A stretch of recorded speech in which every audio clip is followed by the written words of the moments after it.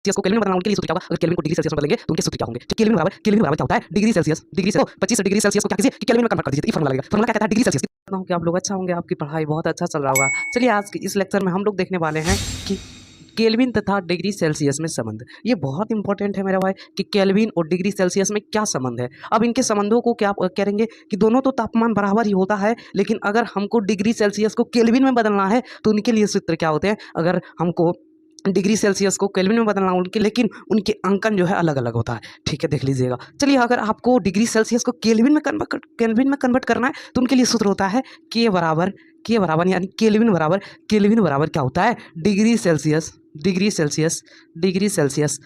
Plus 273.15।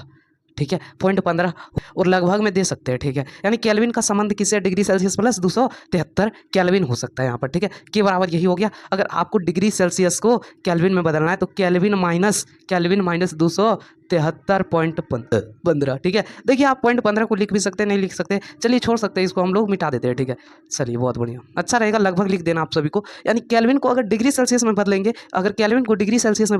तो ये formula लगेगा। अभी आप लोग के साथ हम निकालेंगे भी। केल्विन को अगर डिग्री सेल्सियस में बदलना है तो ये फॉर्मूला, अगर आपको डिग्री सेल्सियस को केल्विन में बदलना है तो ये फॉर्मूला लगेगा। जैसा कि अभी आप लोग को उदाहरण दे रहे हैं।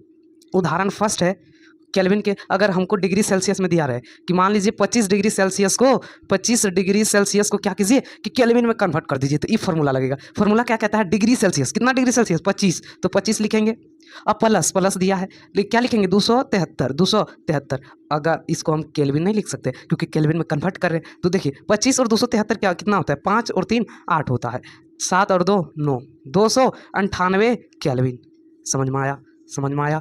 यानी इसको जोड़ देंगे, बहुत आसान है, ये बहुत आसान फॉर्मूला है। ठीक है, अब देखो, अब हम इनके और उदाहरण लेते हैं। जैसे उदाहरण लिए दूसरा उदाहरण की 50 डिग्री सेल्सियस को किस में कन्वर्ट कीजिए, केल्विन में कन्वर्ट कीजिए, तो यही फॉर्मूला लगेगा। फॉर्मूला क्या कहता है, डिग्री सेल्सियस 50 है, 50 दे देंगे। यहाँ पर बीच में प्लस है, प्लस दे देंगे। 273 है, 273 दे देंगे। अब इनके जो इक्वल आएंगे वो केल्विन में आएंगे, क्योंकि इसमें केल्विन में ही निकालना है। ठीक है, केल्विन में ही कन्वर्ट करना है। अब देखो 3 और 0 3 ही होता है, 7 और 5 12 होता है, बाकी 1 और 3 323 केल्विन हो गया। 323 केल्विन हो गया 50 डिग्री सेल्सियस को। अगर हम बोले ना कि अंकन में डिस्टर्ब होगा, यहाँ 50 डिग्री सेल्सियस लेकिन यहाँ 323 केल्विन के बराबर है। ठीक है, अब हम आपको क्या करेंगे कि अगर केल्विन रहे तो डिग्री सेल्सियस में कैसे चेंज करेंगे, अब ये बताएंगे। ये तो हो गया दो, और लोग क्या करेंगे कि यहाँ पर केल्विन दिया रहेगा लेकिन हमको डिग्री सेल्सियस निकालना है, तो यहाँ पर क्वेश्चन इस प्रकार से रहेगा। पहला उदाहरण है कि अगर 373 केल्विन रहे तो उसको डिग्री सेल्सियस में बदलो, तो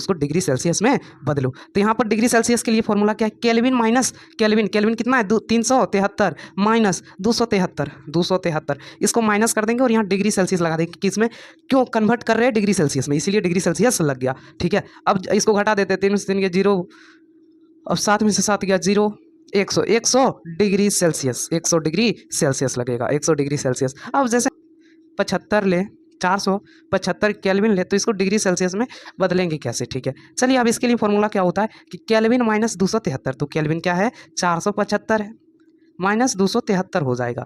अब देखिए होगा क्या कि 5 में से 3 गया 2 बचेगा, 7 में से 7 0 और 2 202 डिग्री सेल्सियस, यानी 475 केल्विन का मतलब 202 डिग्री सेल्सियस। आई होप सभी को समझ में आया होगा और घर में प्रैक्टिस करते रहना। ऐसा ही वीडियो पाने के लिए प्लीज़ चैनल को सब्सक्राइब कर दे, ऐसा ज्ञान मिलता रहेगा।